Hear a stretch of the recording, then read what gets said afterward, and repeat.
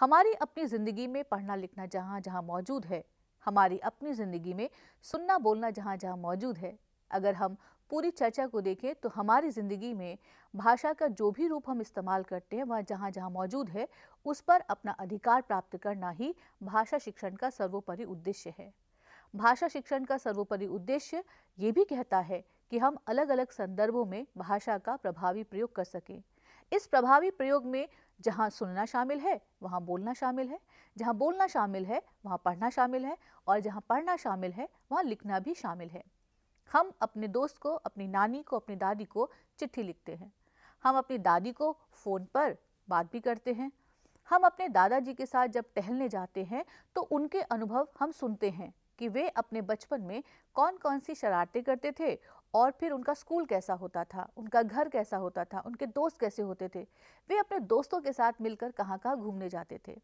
तो हमारी अपनी पूरी ज़िंदगी में भाषा अलग अलग संदर्भों में अलग अलग तरह से काम करती है। विद्यालय जीवन उसका एक और संदर्भ है।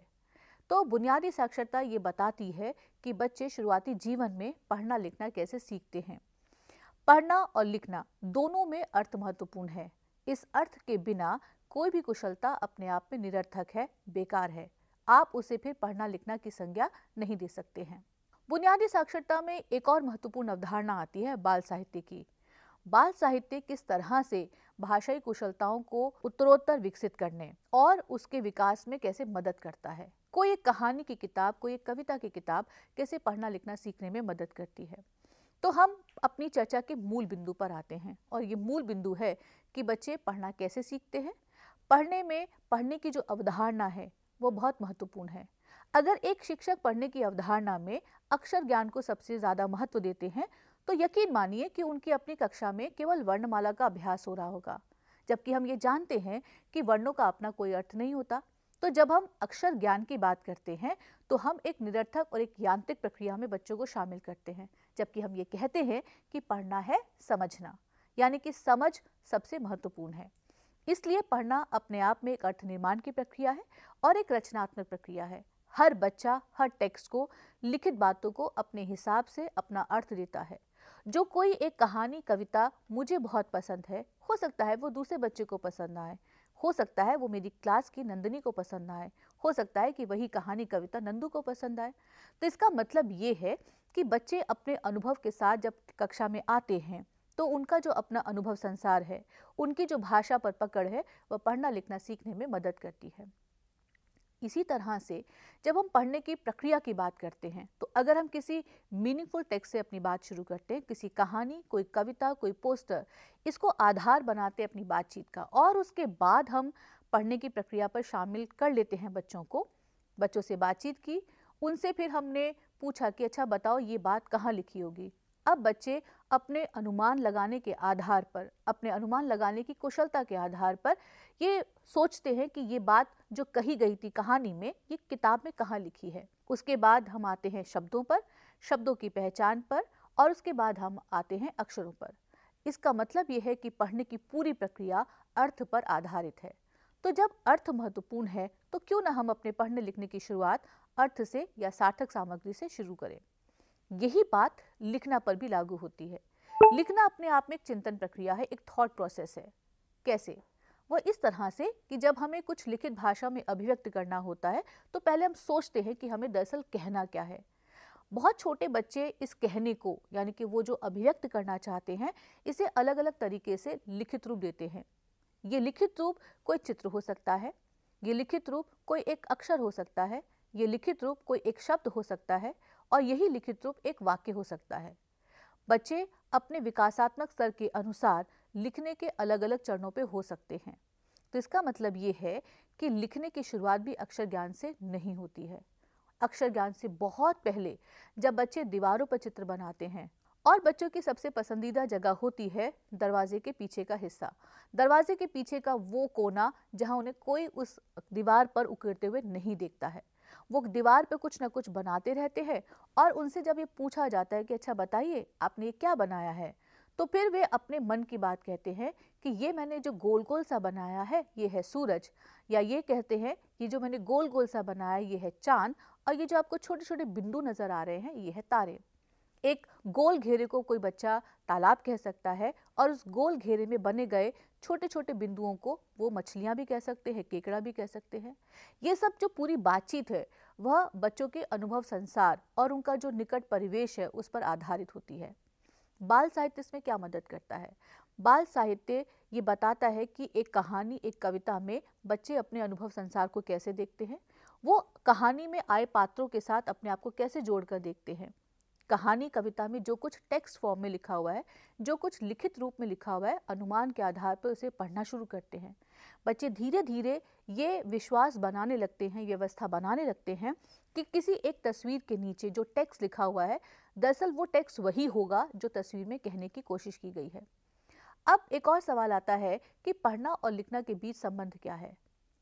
हम जितना ज़्यादा पढ़ते हैं उतना ज़्यादा हम भाषा की संरचना से परिचित होते हैं। एक छोटे से उदाहरण से हम ये बात समझते हैं। मान लीजिए कि एक कहानी है मिठाई। एनसीईआरटी की एक बरखा सीरीज है जिसमें 40 कहानियां हैं और उसमें मेरी सबसे पसंदीदा कहानी है मिठाई। एक दिन गधे का मन कुछ मीठा खाने को हुआ। गधे ने अपने दोस्तों से मीठा मांगा।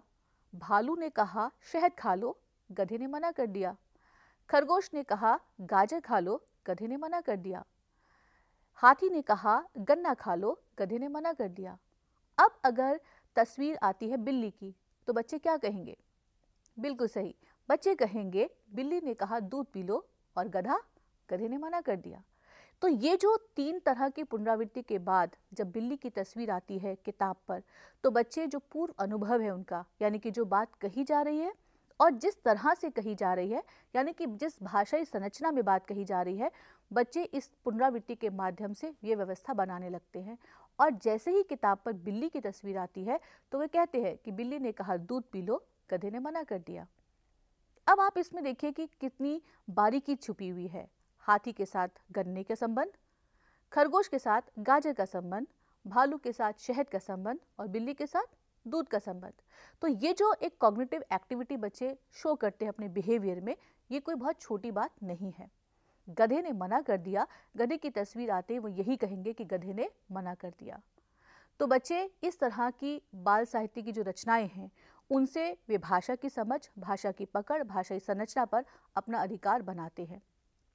धीरे धीरे हम शब्दों से परिचित होते हैं। धीरे धीरे हम इस बात से भी परिचित होते हैं कि किसी एक बात को कितनी तरह से कहा जाता है। तो जब हम लिखने की प्रक्रिया में शामिल होते हैं तो हम उसी भाषाई संरचना, उसी भाषाई शब्दावली या उस तरह के तरीके या शैली का इस्तेमाल करते हैं। इस तरह से पढ़ना और लिखना के बीच में एक संबंध बनता है।